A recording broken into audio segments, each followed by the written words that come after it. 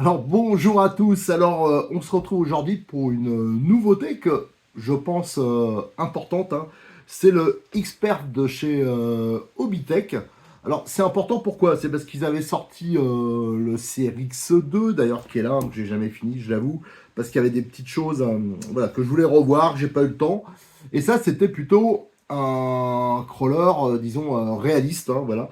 Et depuis quelques temps, il y a quand même je pense, une montée en force des squales performance, hein, c'est-à-dire les crawlers un peu, peut-être un peu moins réalistes, mais plus faits pour faire du franchissement un peu difficile, un peu plus rapide, tout ça. Et moi, ça correspond plus à mes attentes. Alors, dès que j'ai su que ce crawler allait sortir, ben, j'ai attendu. Alors, ils ont pris un peu de retard parce que il faut savoir que beaucoup de pièces sont maintenant fabriquées en France, aussi la boîte, l'emballage, le prémontage. Donc il y a, voilà, c'est ça pour ça d'ailleurs qu'on verra sur la boîte, j'ai vu il y a marqué Made in France, mais là il y a quelques précisions quand même à donner. Alors là c'est le premier numéro, on va faire toute une série, je vais essayer de le monter le plus rapidement possible. Le problème c'est que moi je fais des photos pour mettre sur le forum, enfin voilà, c'est un peu compliqué et j'aime bien rentrer dans les détails. Mais ce modèle-là, c'est pas ma voiture perso, ça c'est la voiture de Cyril de 34. J'espère pouvoir en avoir une par la suite.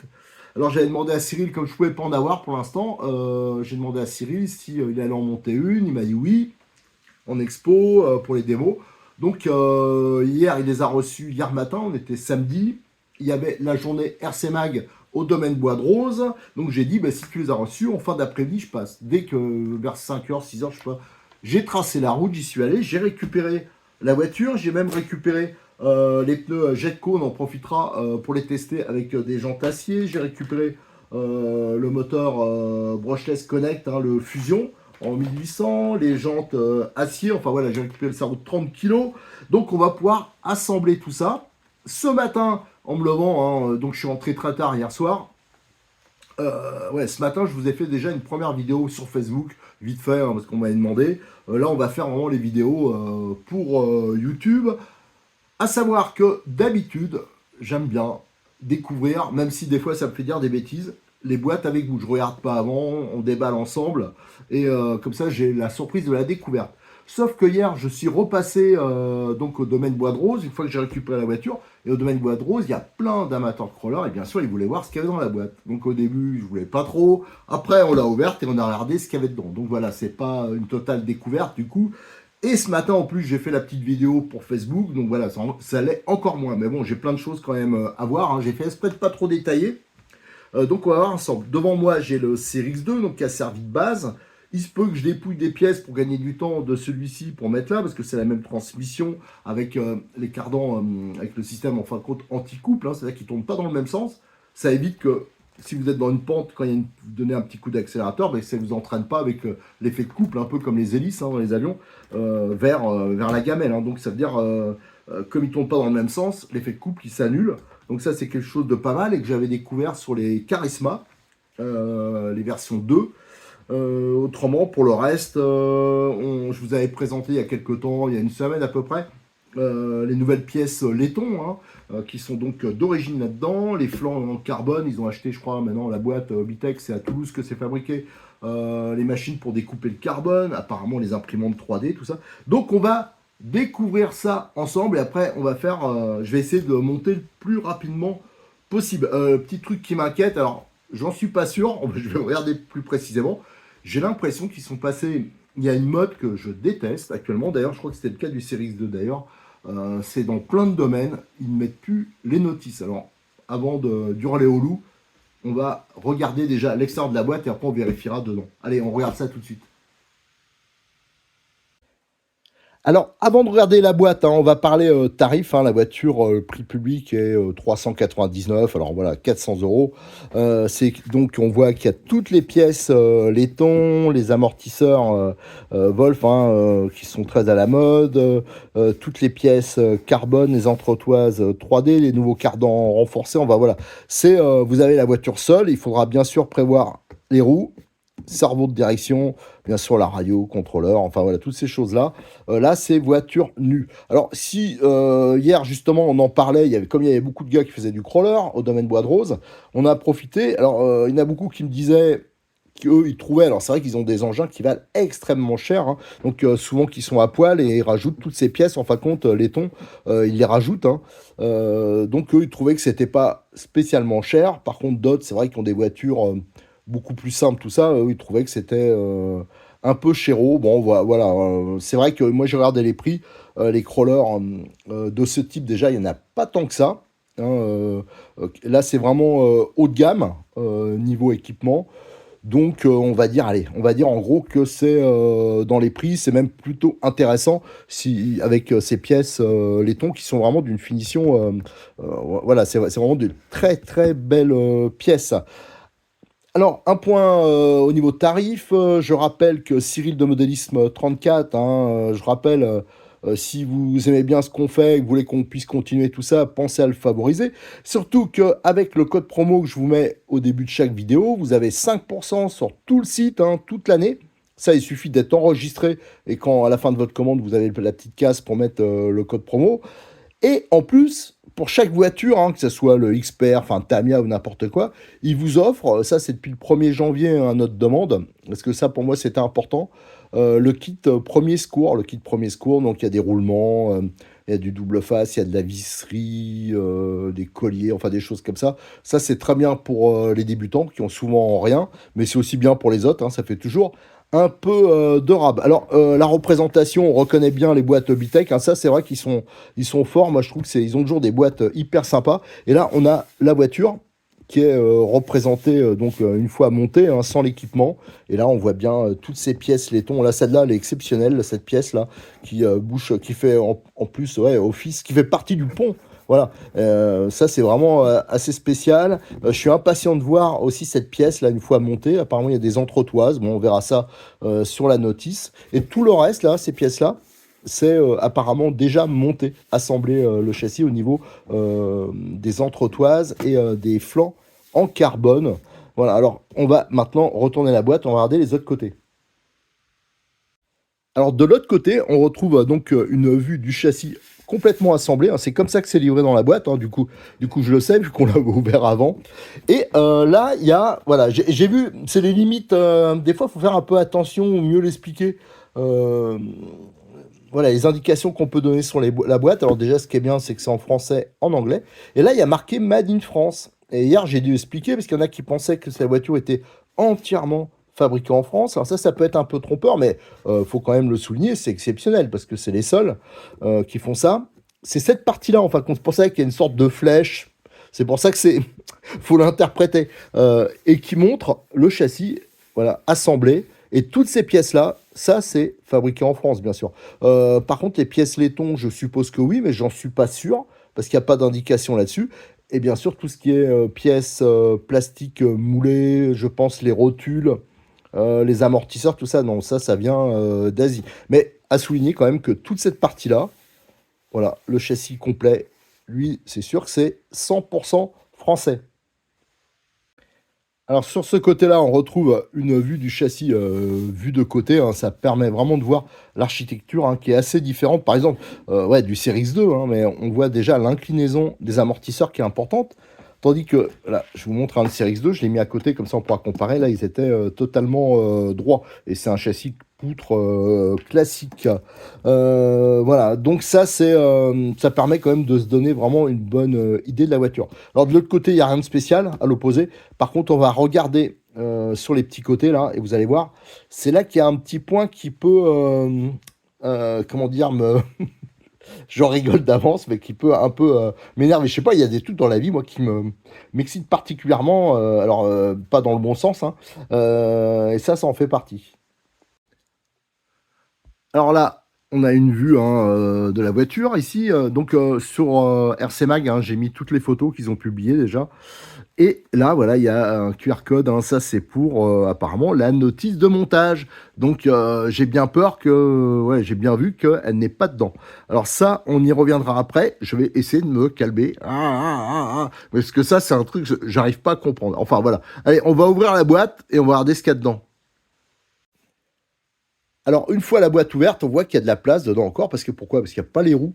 Et je pense que ceux qui font déjà du crawler ou qui utilisent des RTR, qui connaissent pas le monde un peu de la compétition, par exemple, que ce soit en TT1 8e, en piste 1 10e, piste 1 8e, où toutes les voitures, généralement, c'est en kit, hein, ça veut dire que vous achetez une voiture, il n'y a rien dedans, vous n'avez pas bien sûr la radio, pas le moteur, ni rien, et les roues sont généralement pas livrées avec. Alors là, c'est sur le même principe, là, c'est vraiment une voiture taillée pour la performance, et après, chacun choisira ses roues. Ça, c'est tout à fait normal, mais je l'ai bien vu hier quand au club, j'ai ouvert la boîte, c'est les premières réflexions que j'ai entendues, ah, mais il n'y a pas les roues, il n'y a pas la radio. Mais c'est normal, hein, c'est pas du RTR asiatique qui sont souvent d'ailleurs hyper chers hein, en crawler. Les prix, moi, ils sont assez sidérants dans cette catégorie. Je parle pour les versions un peu plus haut de gamme, mais qui ont quand même pas, qui utilisent beaucoup de plastique. Hein, donc des fois, on se pose la question. Là, non, c'est vraiment des matériaux quand même relativement nobles. Hein. On voit le carbone, les pièces inoxydables, tout ce qui est aussi pièces laiton. Donc ça, faut le prendre en compte. C'est vraiment une voiture typée haut de gamme et qui est vraiment pour la performance. Voilà, c'est comme ça, je pense qu'ils l'ont conçu. Alors cette carrosserie, je la connais bien parce que je l'ai sur une voiture, un petit truck. J'avais monté ça, elle est plutôt sympa. Je l'avais trouvée en Chine, hein, je l'avoue. Hein, ça m'arrive de temps en temps aussi de commander parce que je cherchais une carrosserie particulière. Et on voulait voir si on pouvait pas la reproduire d'ailleurs en une matière plus noble du Lexandre, hein, parce que celle que j'avais reçue s'en était pas, et elle s'était abîmée, elle était pas chère, mais elle s'était abîmée assez rapidement. Ils s'en sont fortement inspirés, même s'il y a des différences, sauf que là c'est moulé, je pense, en France, hein, comme ils ont les machines chez Hobbytech. Alors ça, de toute façon, je l'ai, notre carrosserie, on comparera, on verra les petites différences. Après, qu'est-ce qu'on a? On a le fameux châssis, donc là qui est assemblé, conçu, enfin voilà, là tout est fabriqué en France donc avec des flancs en carbone. D'ailleurs, la qualité, c'est vraiment très très beau, hein, la qualité de la découpe. Alors, ce que j'espère, c'est que maintenant qu'ils ont les machines pour découper le carbone, c'est qu'ils vont nous faire plein de pièces en carbone, notamment pour le NXT, hein, les fameux supports amortisseurs. Moi, je trouvais ça génial sur le NXT. Donc, s'ils pouvaient nous les ressortir, ça serait top. Alors, comparé au Series X2, bien sûr, là, les marchepieds, ils sont imprimés à l'imprimante 3D, voilà. Et il y a à chaque fois des inserts métalliques dedans. Je remarque ici, regardez, je ne sais pas si vous voyez. Alors donc ça, c'est à voir, je ne connais pas. Je ne sais pas la matière, je pense que c'est du nylon peut-être. Je pense que les spécialistes nous diront. Mais là, c'est vrai qu'il y a des petits inserts métalliques. Alors ça, c'est pour éviter, je pense que c'est pas quand même comme des pièces qui seraient moulées, donc ça doit foirer un peu plus facilement. Donc avec les inserts métalliques, ça doit être un peu plus sécurisant. Bon, en tout cas, les pièces, elles sont là. Par contre, la colonnette, elle est en alu. Mais tout le reste, c'est en imprimante 3D. C'est vraiment du beau boulot avec les biellettes inox qui sont en 3 mm. Hein, je rappelle, on le compara tout à l'heure, mais sur le Series X2, c'était en 4 mm. Et voilà. Donc ça, c'est vraiment une belle pièce. On regardera ça. Je vais de toute façon vous la faire en photo sous toutes les coutures. Et surtout, ce qui surprend, c'est que c'est ultra léger.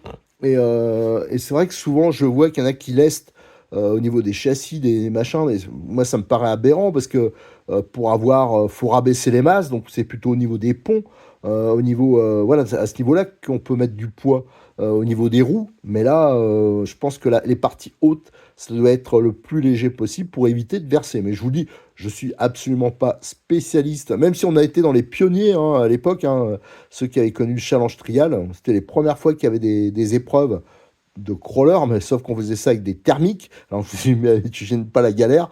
C'était vraiment, c'était pas simple. Mais j'ai jamais été un grand amateur de crawler style les Terris 4, les choses comme ça. Même si je les trouve beaux, les carrosseries, les décos, mais par contre à faire rouler, moins. Par contre cet engin-là, ça risque de me plaire. C'est pour ça que, bon, je remercie Cyril encore, parce que c'est moi qui ferai les premiers essais. Alors pour le reste, hein, on déballera ensemble par la suite. Comme toujours chez eux, les sachets, ils sont numérotés. Donc ça, c'est pour aussi retrouver au niveau étape de montage. Là, par exemple, on a étape 2, étape 3. Là, on a les ponts. Voilà, les ponts avec cette fameuse pièce là que je vous ai déjà présentée qui va fermer le pont et qui en même temps va servir à fixer le cerveau. Là, on a tout ce qui est roulement. Là, on a les pignons de transmission. Alors, je vous montre hein, pour la pièce de pont. Je l'avais montée comme ça pour voir sur le Series 2 et vous voyez, ça le ferme. Donc voilà, ça c'est assez original. Ensuite, tiens, là on a l'étape 7, ça c'est le couvercle pour la transmission centrale, hein, pour la couronne centrale. Je les sors, hein, pas dans l'ordre, hein, parce que je les prends comme ils sont. Là, 3, c'est les portes-fusées avant, avec les nouveaux cardans homocinétiques renforcés qui montent aussi sur le Series 2. Apparemment, il y avait ceux du Series 2 étaient un peu petits, enfin ils devaient se tordre, je sais pas. Donc ils ont fait des versions renforcées. L'étape, ça c'est la 4. Alors ça c'est encore des biellettes, hein, donc en 3 avec ça c'est inox, ouais, c'est assez sympa. Donc ça c'est pour les suspensions. Ici c'est pour le palonnier de direction en alu avec ces biellettes. Là, qu'est-ce qu'on a? Ça c'est des pièces de transmission centrale, hein, c'est le faux diff central. Voilà, avec sa pièce de blocage en aluminium. Ça, c'est la sangle pour tenir la batterie. Ici, on a les petits moyeux. Alors ça se monte sur plein de voitures. Les moyeux laiton pour les roues. Là, on a les pièces, les diffs bloqués, hein. Alors, à savoir que ça, c'est commun à les pièces à Charisma, au CRX, enfin voilà, toutes les voitures, la plupart des voitures Hobbytech, mais aussi à une partie des MTX, STX, BX8 SL, enfin voilà, ça c'est vraiment solide, hein. Au niveau couple, là, vous aurez pas de problème normalement de transmission. Ici, on a les arbres de roue arrière avec... putain, ça, c'est lourd, hein. Ouh. Donc, on a les embouts, hein, de pont là, qui sont vraiment là aussi de très très belles pièces. Ça, c'est les étriers avant. Alors, je crois que ça donne un peu moins ou un peu plus de chasse que sur la version plastique qu'il y a sur le Series 2. Tout ça, c'est pour que les pneus, bah, et voilà, il y ait un maximum de surface de contact quand on braque, hein. Alors ça, c'est vraiment des très belles pièces aussi. La finition, elle est vraiment superbe. Là, on a les pièces. Ça, c'est pour... c'est ce qui va venir se mettre derrière le cerveau. Alors, on voit que c'est des colonnettes. Ouais, c'est vrai que maintenant, je vois. Parce qu'au début, je voyais des images, mais c'était pas bien net. Tandis que là, c'est voilà, c'est clair. Donc, ça va prendre en sandwich un peu le cerveau. Et c'est là-dessus qu'on va venir se mettre les biellettes plus courtes de suspension. Ça, c'est les fameux amortisseurs. Il y a plein de ressorts livrés avec. Alors là, il y a plein de possibilités de réglage. Bon, à voir. Ça, c'est tout ce qui est transmission centrale, la cellule centrale. Ici, on a les cardans homocinétiques acier coulissants centraux. Là, c'est vraiment des très belles pièces aussi. Là, tout ce qui est fixation cerveau, carrosserie, l'étape 9. Et là, on a la biellette qui est déjà assemblée de direction avec inoxydable et les biellettes assemblées. Ça, c'est plutôt pas mal, c'est pratique, c'est déjà fait. Et on a, alors en document, c'est un peu la misère. Ah, elle est où la notice? Bah, elle n'est pas là, la notice. Et nous avons cette petite planche d'autocollant Isperf avec, hein, bah, on a la calandre, les feux. Alors ça, on va y venir tout de suite parce que je l'ai à côté. J'ai la planche. Alors je vais la chercher. De mon autre voiture qui est semblable apparemment. Alors je regarde, non, c'est pas tout à fait la même calandre. Les feux, ça doit être sensiblement pareil. Les poignées aussi. Par contre, là, j'ai les caches pour les vitres. Là, on les a pas. Ça, c'est un peu gênant. C'est surtout que ça fait perdre un peu de temps. C'est pas la mort, hein, de faire les caches soi-même, hein, mais voilà, ça aurait été bien pour une voiture un peu haut de gamme qui est les caches pour les vitres. Et franchement, l'histoire de la notice, moi, ça me pose un petit problème, c'est que j'aime bien avoir la notice papier. Moi, je trouve que c'est quand même plus pratique que de le consulter avec le téléphone. Et en plus, moi, quand je vous fais les montages, je filme avec mon téléphone. Alors, je vais faire comment pour consulter? Alors, à moins de télécharger. Alors, en plus, sur leur site, pour l'instant, je ne l'ai pas vu. Alors, j'ai peut-être mal regardé. Alors, si je dois avoir un ordi à côté, tout ça, moi, j'aime bien avoir la version papier. Déjà, moi, ça me permet de prendre des notes parce que souvent, je n'utilise pas la visserie d'origine. Alors, moi, j'aime bien, après, on me demande, mais t'as mis quoi comme vis? Alors, j'aime bien le signaler. Alors, je le note sur la notice. Et des fois, il y a des réglages sur la notice. Il y a des fiches de réglage. Voilà, des choses comme ça.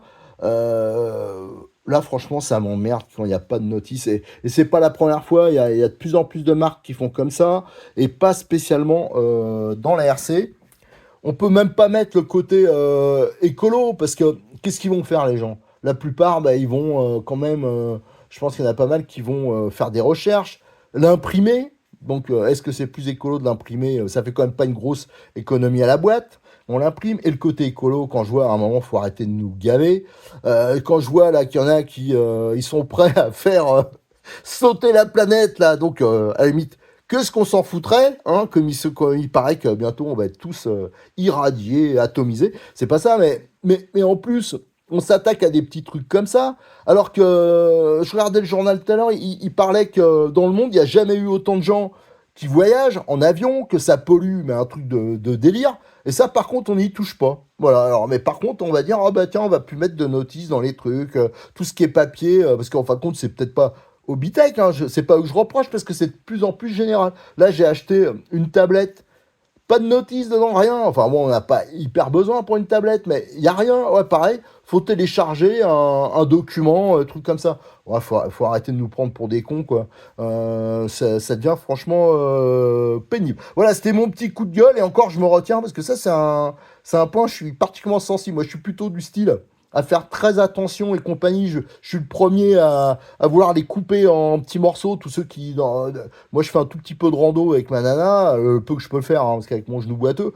Mais quand je vois, il y a des dégueulasses là, qui balancent leurs trucs partout, ou alors quand tu vois des porcs là, qui, par leurs fenêtres, là, en roulant, ils balancent toutes leurs saloperies, tout. Ça me rend fou, quoi. Mais qu'est-ce qu'on va nous emmerder pour quelques feuilles de papier, quoi. En plus, qui se recyclent, tout, alors que sur le reste, c'est la fête du slip. Voilà. Bon, c'était mon petit coup de gueule. Je m'excuse, mais c'est comme ça. Allez, revenons à des choses plus intéressantes. On va avoir, hein, je vais déballer tous les sachets, je vais les mettre en sachet, enfin en boîte, et on va regarder ce qu'il y a, la qualité, les trucs bien, les trucs moins bien. Allez, j'ai mis déjà le châssis devant moi hein, pour vous montrer de plus près ces pièces. Hein. Un imprimante 3D, donc là on voit bien les inserts métal, les biellettes hein, qui sont assemblées. Regardez la qualité de la découpe du carbone. C'est vraiment de très belles pièces. Ici, on a les marchepieds hein, qui étaient en aluminium hein, sur la version série X2 classique. Regardez la petite platine là, voilà, avec les logos. Voilà, les entretoises, toujours avec les inserts métalliques. Ça, c'est une entretoise, par contre, qui est en aluminium. Là, une entretoise plastique. Alors, tout ça, je testerai hein, le serrage pour voir, parce que j'avoue que c'est une technique que je connaissais pas avec le petit insert. Donc, on va regarder ça, parce que est-ce que quand on dessert, est-ce que ça tombe, est-ce que... Je sais pas. On va voir ça. Et une dernière. Donc, il y a quand même pas mal de pièces, hein, si on compte... On a 1, 2, 3, 4, 5, 6, 7, 8, 9, 10. Si je compte bien, il y a 10 platines hein, donc faites à l'imprimante 3D et avec des matières qui semblent un peu différentes parce que là, celle-ci, elle me semble beaucoup plus rigide, par exemple, et avec une finition qui est vraiment différente, un peu légèrement granuleuse, tandis que les autres, ça ressemble à des pièces, ça se rapproche de pièces qui seraient moulées. Voilà pour la partie châssis. Maintenant, je vais vous montrer, hein, j'ai mis dans des boîtes tous les sachets, toutes les pièces qu'il y a dedans. Allez, j'ai mis devant moi pour vous montrer, hein, moi le principe c'est ça, hein, je prends des boîtes, et je mets le contenu des sachets dedans, c'est beaucoup plus facile de s'y retrouver. Allez, je pousse ça. Je retourne maintenant, on va les détailler un par un. Alors, le premier, dedans, c'est les pièces des différentiels bloqués. Hein. Donc, je disais, on retrouve donc les roulements classiques, hein, c'est toujours les mêmes. Et ces fameux corps hein, qu'on a dans les BX8 SL, tout ça, et souvent que... Alors là, ça sera moins important, mais sur les versions, je rappelle, à différentiel, hein, je vous conseille de la petite bague qu'on a ici, métallique. Ça, c'est surtout valable pour les BXR. BX8SL, DB8, mais surtout le ROG, j'avais oublié le ROG dedans. Si vous collez pas la bague qui est ici, la bague elle va tourner dedans et au bout d'un moment ça va faire fondre l'ensemble et vous risquez de péter. Alors bien sûr sur le crawler il y a beaucoup moins de risques, mais on verra. Hein, moi d'ailleurs regardez, ça rentre beaucoup trop facilement. Alors vous pensez bien que l'arbre de sortie il va l'entraîner et ça va fondre le plastique. Donc ça, on le fera, même si sur cette voiture, je vous dis, c'est moins important. Là, on a les couronnes de coupe conique, hein, la partie métallique, ça pose absolument aucun problème. Et des belles pièces, là, pour bloquer le différentiel. Alors, le deuxième sachet, ouais, je ne vais pas prendre spécialement dans l'ordre, mais celui-ci, qu'est-ce qu'on a dedans? On a donc les gros porte-fusées plastiques, hein, là, je suppose que c'est strictement les mêmes que sur... le CRX2 avec les tout nouveaux cardans. Alors ça, quand je serai arrivé à cette étape, je démontrerai sur le CRX2 et on comparera, hein. Apparemment, ceux-là sont plus gros, plus balèzes, et ils proposent surtout, ils proposeraient un angle de braquage beaucoup plus important. Alors on en profitera, arrivé à cette étape, pour faire le comparatif, hein. C'est pour ça que les vidéos aussi elles sont longues, j'essaye de rentrer dans les explications, mais aussi de faire des comparatifs, de voir ce qui se fait ailleurs, ce qui s'est fait avant. Et on a bien sûr les roulements et les pivots. Alors, hop, on va passer à un autre sachet. Alors là, on est sur le... Bon, on est passé au 4, c'est pas bien grave. Là, on est tous les jeux de biellettes, hein, les rotules, elles sont déjà montées. Et donc, on est passé au 3 mm. Hein. Sur le série 2, c'était 4 mm. Et là, avec un aspect, c'est inoxydable. Donc ça, c'est plutôt pas mal et c'est quand même relativement léger. Allez, je vais chercher les autres boîtes. Alors là, c'est sachets 2 et 3, mais en fin de compte, je me suis aperçu qu'il y a d'autres sachets qui s'appelaient 2 et 3, hein, comme par exemple ici, vous l'avez de nouveau, alors ça c'est sûrement pour les réunir ensemble, avec, tiens, j'en profite pour vous les montrer, les fameux hexagones de roues en laiton, franchement qui sont vraiment bien, avec une belle finition, voilà. Et là, on a les pièces pour le pont. Voilà, donc là vous avez le pont avec une grosse ouverture, hein, donc là c'est facile pour mettre le différentiel bien sûr, les attaches ici pour les tirants de suspension. Là on a les extrémités de pont pour l'arrière. Voilà, la pièce, ça c'est super lourd. Ça je vous donnerai pareil quand on le montrera, on fera toutes les mesures de poids, tout ça je vais vous le faire en photo, je vous donnerai un maximum d'infos. Et franchement l'usinage il est vraiment de qualité. Ça c'est vraiment lourd. Là ça va être efficace. Qu'est-ce qu'on a? On a les arbres de roue arrière. Là, toujours pareil, les pignons de coupe conique, hein, le petit pignon, mais ça, c'est vraiment très costaud. Là aussi, je me répète, mais c'est pareil sur le Rogue, sur les... enfin, plein de voitures, des gammes Obitech, Funtech, mais aussi Charisma. Ça pose absolument aucun problème. Là, la fameuse pièce en laiton qui va venir, en fin de compte, fermer le différentiel devant, enfin le pont devant. Et ça, je me pose déjà la question, moi, quand j'aurai le mien, ce que j'aimerais bien le monter, c'est en 4 roues directrices, voilà, pour gagner encore en agilité. Et ça, je pense que ça devrait le rendre possible. Voilà, toutes ces pièces. Et là, la sortie, la fermeture de pont classique, hein, qu'on retrouve sur le CRX2.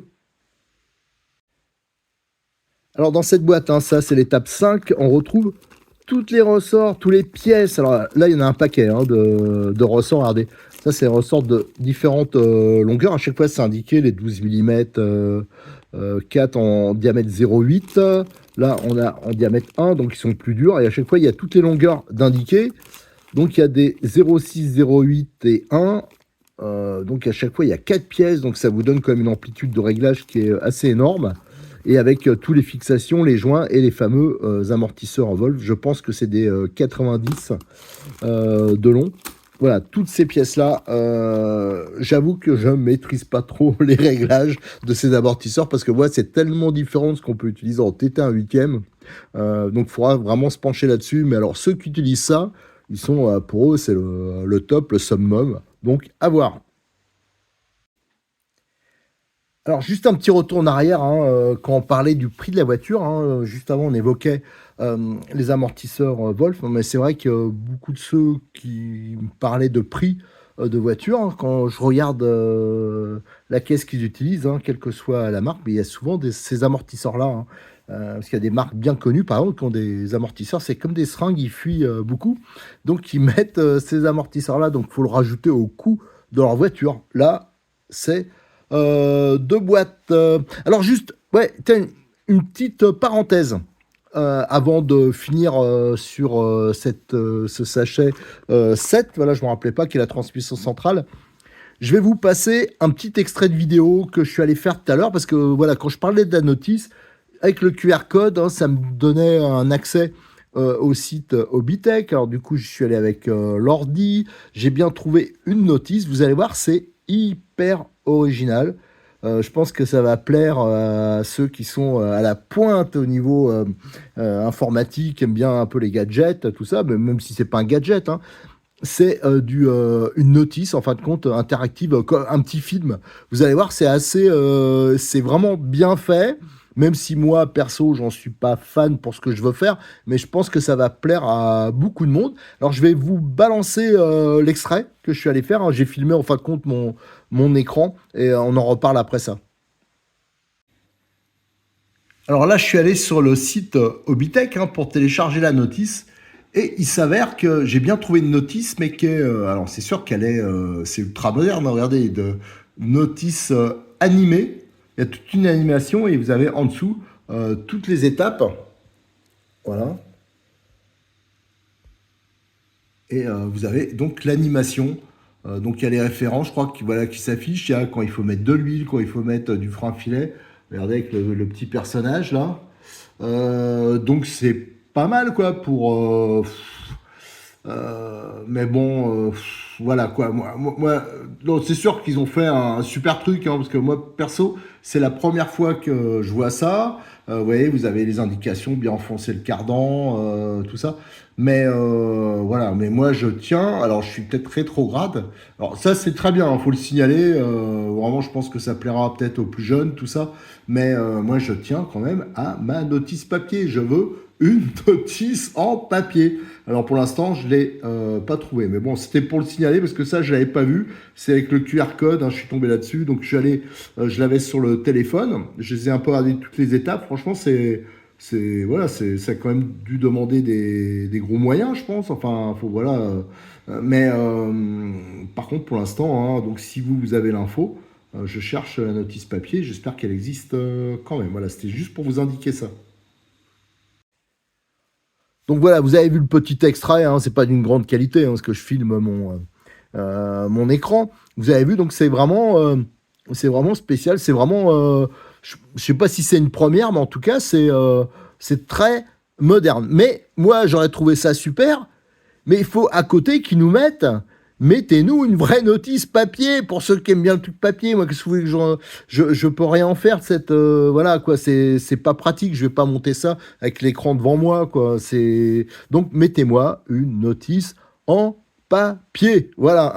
En plus, en bonus, ça, par contre, c'est vraiment super. Et je pense que d'ailleurs, il devrait plus en faire la pub, parce que c'est hyper original. Il devrait faire une vidéo là-dessus sur la création de ce, parce que ça c'est vraiment tip top. Allez, on revient donc sur le sachet 7. Donc vous avez le carter de protection à transmission, vous avez tout ce qui est la cellule en fin de compte, avec tous les pignons en acier.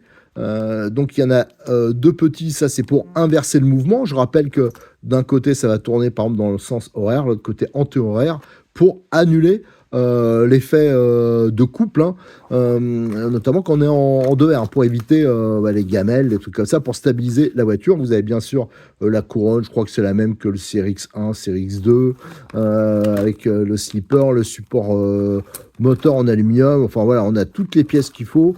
Là-dessus, ça posera aucun problème. Cette transmission, elle était plutôt bien conçue. Là, on a le faux diff. D'ailleurs, à un moment, je voulais le faire avec le Series 2. D'ailleurs, j'ai pas abandonné l'idée. Je voulais mettre des différentiels pour que le Series 2, je l'utilise plus comme un. Je ne vais pas dire une voiture Paris-Dakar, mais quelque chose un peu plus rapide et qui soit utilisable un peu partout. Là, c'est différent. C'est vraiment un crawler performance qu'on fait. Donc là, il n'est pas question. Il faut que les diffs ils soient bien sûr bloqués. Voilà ce qu'on pouvait dire pour ce premier contact. Je voulais vous faire cette vidéo donc ce dimanche. Là, je viens de la voir, la voiture. Je l'ai eu hier soir. Et là, je vais commencer à faire tout en photo pour que ça soit publié sur le forum. Je vous mettrai tout ça en détail. Et demain, on attaque les vidéos montage. Donc, il faut que je trouve comment je vais faire avec cette histoire de notice. Mais enfin, bon, on va se débrouiller. Mais franchement, ça m'arrange pas. Ça m'arrange pas, j'insiste là-dessus. Faites-nous en bonus. C'est très bien ce que vous avez fait, monsieur Hobbytech. C'est moderne, c'est tout ça. Mais bon, voilà, quoi. Pour avoir dans sa caisse de terrain, pour bricoler un peu, une notice papier, c'est quand même. Voilà, pour moi. C'est penser aux petits vieux pour la notice. Allez, merci. Donc, je remercie encore Cyril de Modis 34 parce que sans lui, je pourrais pas faire cette vidéo et la plupart des autres d'ailleurs. N'oubliez pas de liker les vidéos, de vous abonner, de les partager sur vos réseaux sociaux et surtout de venir nous rejoindre sur le forum de rcmac.com pour parler de cette voiture, partager nos infos. Si vous avez des photos, des décorations sympas, la voiture en action, tout ça, venez nous montrer ça sur le forum. Il y a un sous-forum spécial crawler.